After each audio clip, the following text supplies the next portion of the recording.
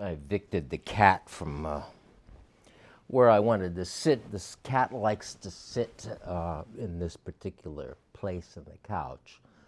And one way to get rid of the cat is to have the cat move so I can have this seat, because the TV's over there, it's easy to sit. Yeah, the one way is to bring the guitar in, start playing the guitar, and the cat leaves the room. I have a ability to get rid of cats by guitar playing. I don't think they like the pitches or something. So, I'm still at the cat sit, as I said. There is the cat. Say something. Okay. There is the cat, and this is the final day at the cat sit, and then I go back to the East Village, so you're not going to see this sort of setting anymore. We're going to go back to the green screen deal, and we're going to go back to, when it gets warmer, going out on location in New York City. So today, I'm at the cat sit, and this is a place where I discovered a favorite of mine, and that is Salvatore Albert Lombino, who is changed his name to Evan Hunter and Ed McBain, and he has like 6 other pen names that he used. Creative guy. This one is really good. Streets of Gold by Evan Hunter. From 1974, so it's exactly 50 years old. As I said, I'm leaving the cat sit tomorrow morning, so I did want to get in a Hunter, because they're up there. I showed you in another video, and the last time I read an Evan Hunter that wasn't very good, and this one certainly made up for that. This is an Italian immigrant story, and Evan Hunter is of Italian extraction, Lombino, and I think he grew up in the Bronx, but whatever, it doesn't matter what he did, because we really came here to talk about the book. And the book is in first person. It's a first person narrative, and it is in the voice and the pen of a blind man. And this blind man, this is not the immigrant who came over from Italy. His grandfather is the immigrant. Franco, or Francio, whatever, and who ended up being called Frank. So the grandfather is the immigrant, and we go back to 1901 or 1906, whenever he came over, early part of the 20th century, with the influx of a bunch of other people, immigrants from Europe at that time, including my great-grandparents, who were from Serbia on my paternal grandmother's side. They were Serbian. Everybody else was kind of like sort of hillbilly-ish, the Carters, and also another grandmother who was sort of related to Jacksons, sort of, she was like from West Virginia or something, so a lot of that kind of southern thing, but they moved up to Ohio to work in the steel mills. But anyway, this isn't about me. I'm going to talk about me a little later, because, Streets of Gold by Evan Hunter, no one's going to be interested in this book or listen to the video about it, so I'm kind of at liberty to do whatever I want, and I will do so. So yeah, it's Streets of Gold. Okay, so what goes on is there's 2 kids who are living in this little town in Italy, little village, and they get things are rough there, and they get the notion that they could go to America, because there's this guy whose business is is helping to be like coyotes now, helping people to get into the country. So it's all a money-making scheme for him. So he will book your passage for you. It's another book where someone else is. I just read the book about George Orwell in Burma, and that started out the same way, in him going to Burma on the boat and having to work off the pay for the boat by working as cop in Burma. So this is basically the same sort of deal, in that the grandfather is coming with another buddy of his from Italy, and they owe the guy, a certain amount of money every week for setting them up. And he gets them a job too, gets the grandfather a job, which happens to be building the subway. So he's, basically under the street the whole time. And they're not, the subways are not built in, there are subways that are very low in tunnels, and actually the last part of the Second Avenue subway that just opened a few years ago is kind of deep, I think. When you get more uptown, things get a little deeper. But yeah, they would tear the top off of the street and dig a trench and put the subway trains right under the street. And most of the subway trains are right under the street. But it was, a horrible job, and they worked like 12 hours a day. And there's one time it was muddy one year, and it's all completely muddy all the time. And so we see him and how he lives. Ultimately, he becomes a tailor and has a tailor shop, and ultimately he lives way into the 70s. And is mugged at the end, actually, and dies at 93 after a mugging. 97 is on my mind because today is my aunt's birthday in Florida at 97.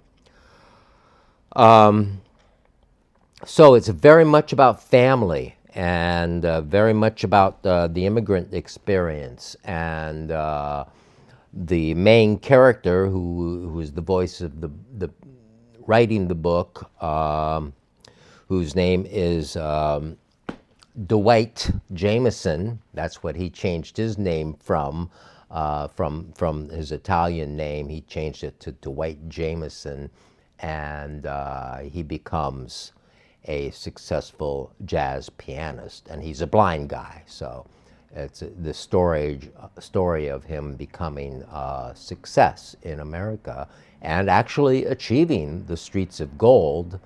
In his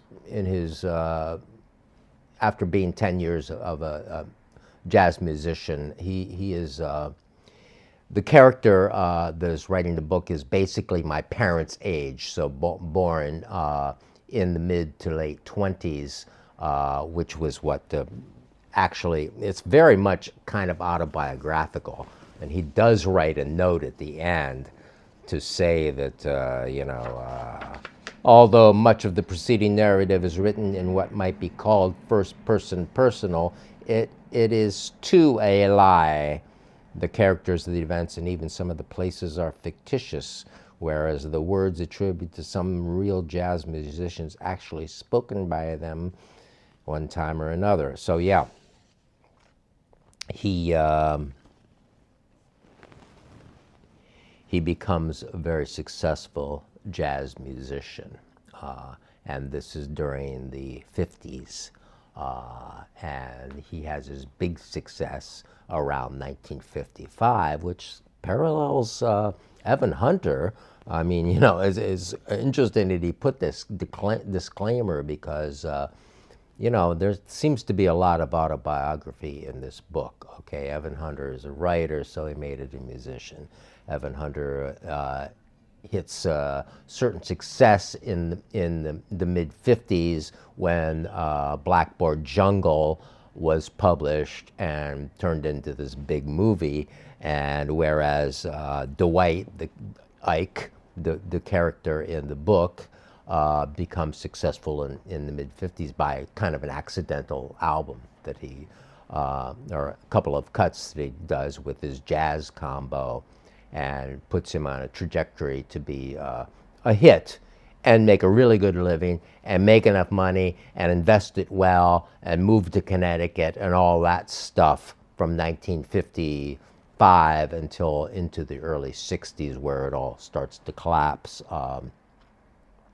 Partly because of the changes in music, and actually much earlier when he's a kid, he has his dad take him to meet this black, there's a lot of N-word in this because it's actually true to how people spoke, and all the Italians and all the Jewish people and everyone else in this, all the Italians have no trouble using the N-word, and which I would probably get kicked off of YouTube if I happened to say it, even though everybody knows it. It's like the F word, so only it's worse. Because it's aimed at people, but I don't go around aiming that word at people.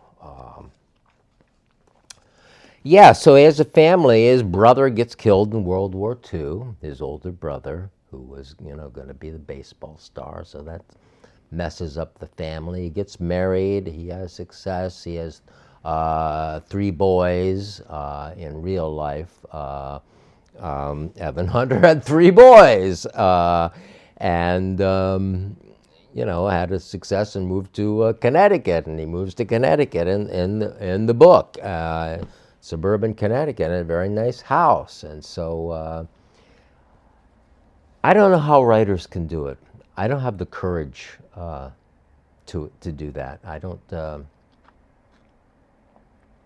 I've been thinking about this lately, how really nervous I am. I don't know if you have this sort of a trait as well, but I'm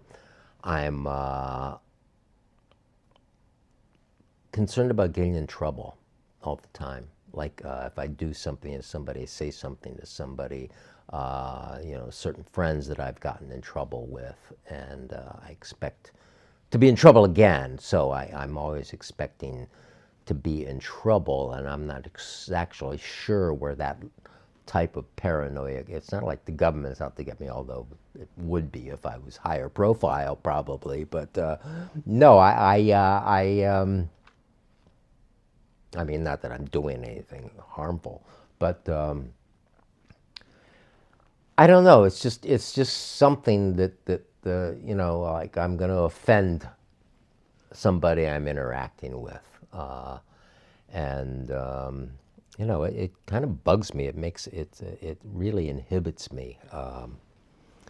So this is a really good book, and I loved it. And he riffs on a lot of stuff. I mean, he's talking here. This is about the American dream, and is the American dream really worth it all? I mean, he says once to his dad that it's just a lie, and he mentions Hard Day's Night because the movie is,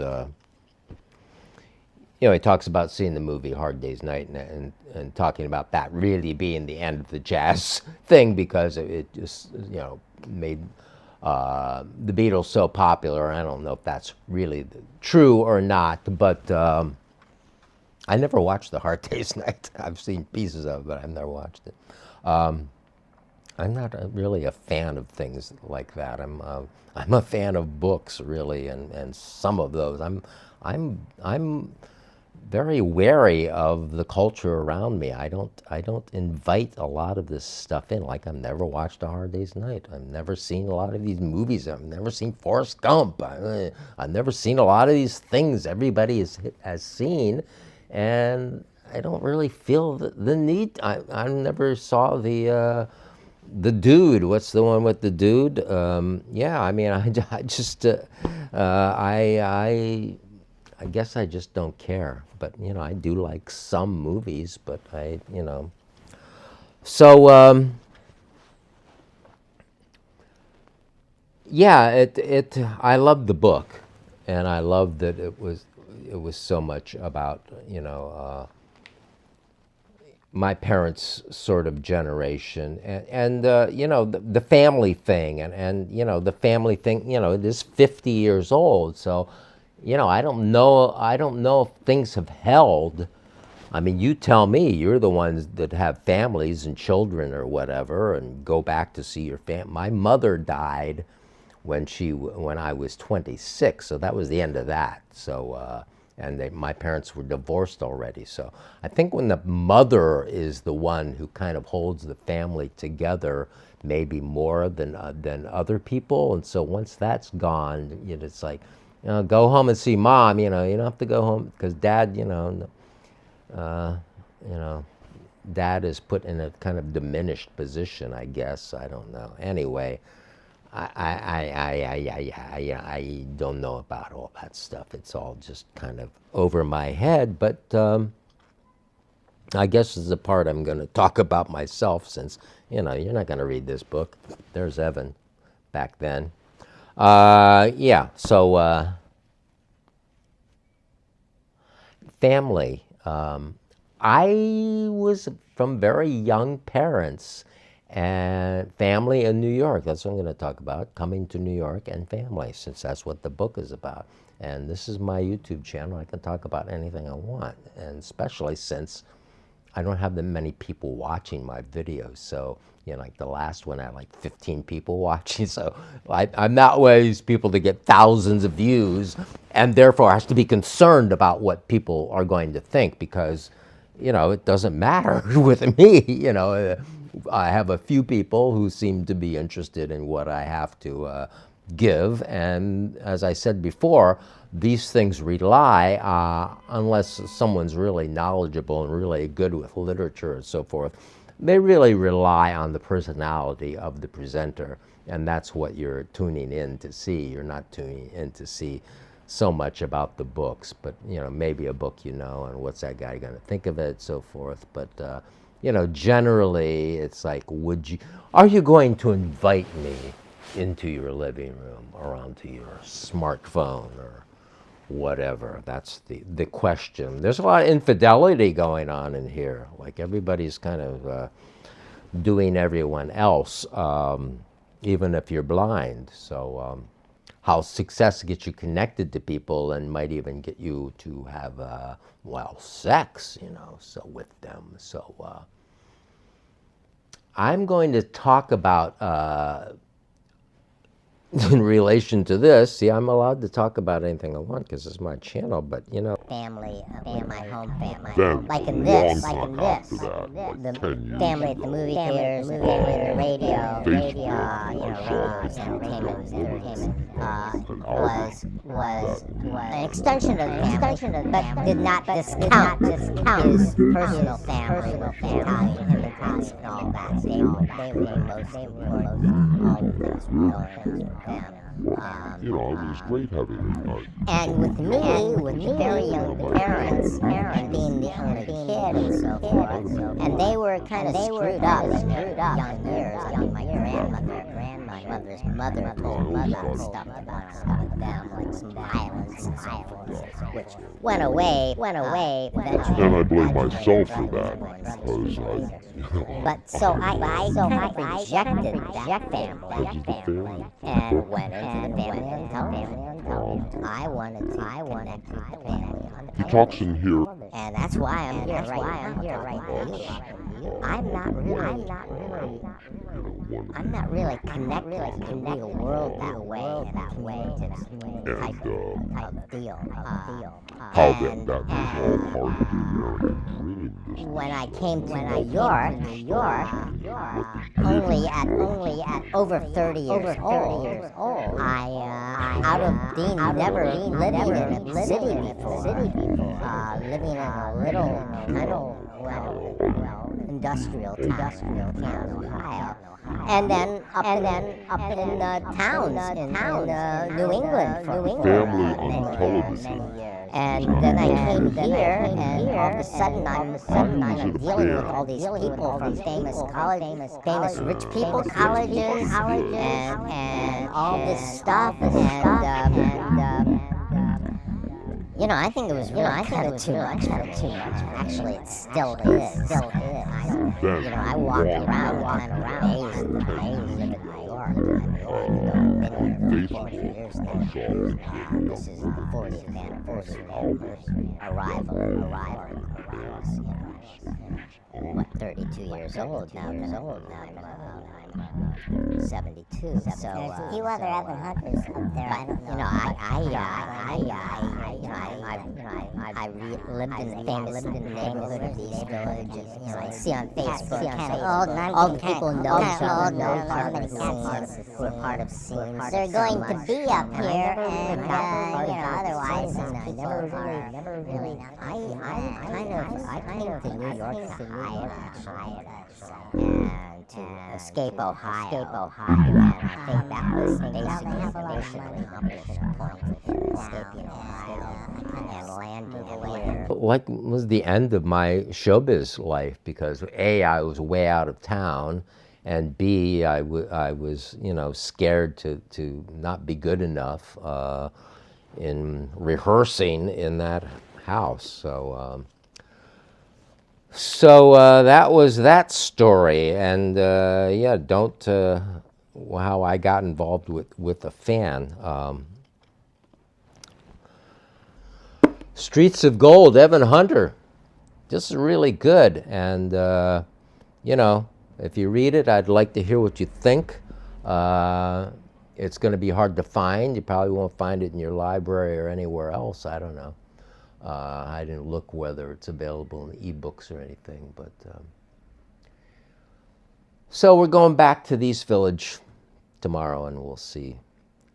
My next video will be with the green screen. I'm going to be reading Hitler's Legacy. I might put this on pause and read Burmese Days. It's waiting for me at the library by George Orwell. And so we got some more books coming. And I appreciate people watching. And, have a good time.